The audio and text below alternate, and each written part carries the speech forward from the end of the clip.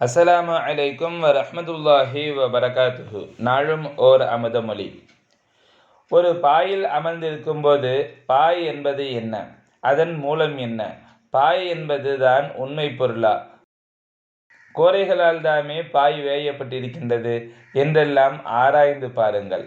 அதுபோல ஒரு நாற்காலியில் அமர்ந்திருந்தால் அந்த நாற்காலி எப்படி உருவானது, அதன் மூலப்பொருள் என்ன, அது எங்கிருந்தது, எப்படி வந்தது என்றெல்லாம் ஆராய்ந்து பாருங்கள்.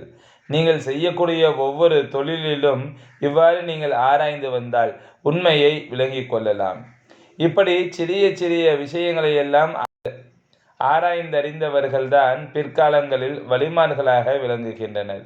ஆனால் சிலர் வலிமார்கள் என்றால் வித்தை செய்பவர்கள் என தவறாக விளங்கி வைத்துள்ளனர்.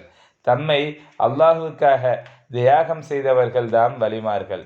சங்கைமிகு ஷேகநாயகம் குதுபு ஜமான் ஷம்சுல் வஜூத் ஜமாலியா அசையீத் ஹலீல் அவுன் மௌலானா அல் ஹசனியுல் ஹுசைனியுல் ஹாஷிமி கதசல்லாஹு சிர்ரஹுல் அலீம் அவர்கள் 13/11/1995 அன்று திண்டுக்கல் டாக்டர் அப்துல் ஹக் அவர்களின் இல்லத்தில் நடைபெற்ற ஏகத்துவ மெய்ஞான சபையின் சிறப்பு மாதாந்திர கூட்டத்தில் ஆற்றிய ஆன்மீக அருளுரையில் இருந்து